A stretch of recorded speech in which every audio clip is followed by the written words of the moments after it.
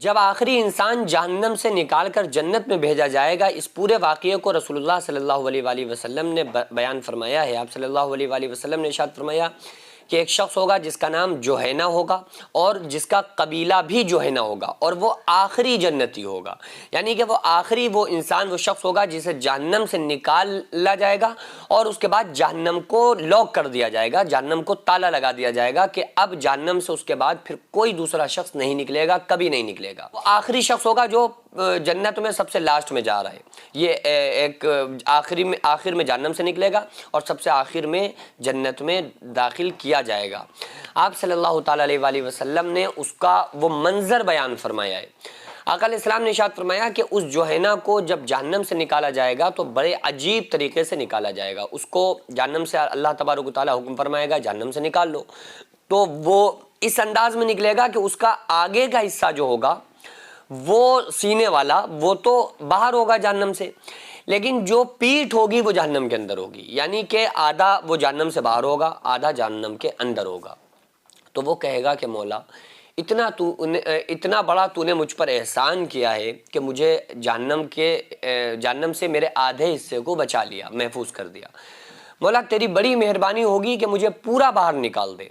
تو اللہ تبارک و تعالیٰ فرمائے گا کہ ٹھیک ہے، میں تمہاری دعا قبول کرتا ہوں، اس کو پورا باہر نکال دیا جائے، اس شخص کو پورا جہنم سے نکال دیا جائے گا۔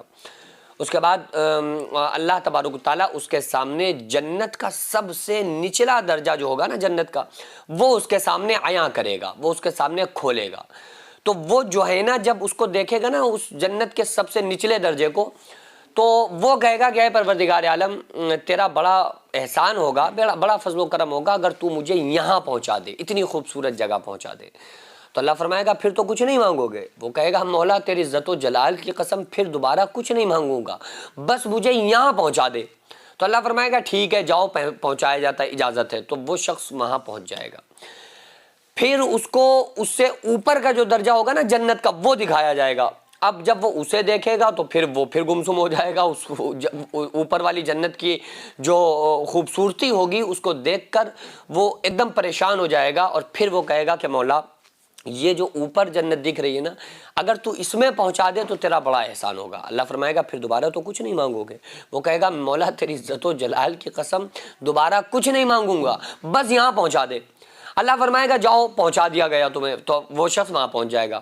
اس کے بعد ایک اور جنت ایک اور درجہ ہوگا اس سے اوپر کا، جو اس کا ٹھکانہ ہوگا وہ اس کے سامنے عیاں کیا جائے گا۔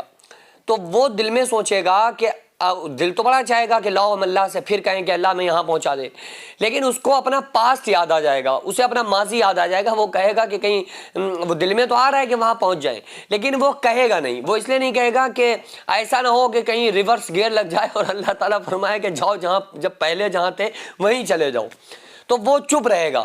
تو اللہ تعالیٰ فرمائے گا اپنی رحمت کے ذریعے سے اللہ تبارک و تعالیٰ اپنی رحمت کو بکھیرے گا اور فرمائے گا اے جوہینہ، اے شخص مانگ، کیوں نہیں مانگتا ہے؟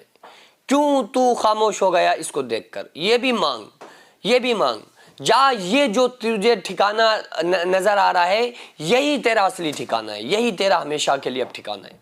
اس کے بعد آقا علیہ السلام نے ارشاد فرمایا کہ جہنم کو لاک کر دیا جائے گا، پھر اس کے بعد جہنم سے کوئی نہیں نکلے گا۔ یہ آخری ایمان والا ہوگا جو اپنے گناہوں کے سبب سب سے لمبی مدت تک وہ اس خطرناک جہنم کے اندر، اس دوزخ کے اندر پڑا رہے گا، اور وہاں کی سزائیں آقا علیہ السلام نے ارشاد فرمایا ایک وقت کی نماز چھوڑنے کی سزا 2,88,00,000 سال جہنم میں جلنا پڑے گا۔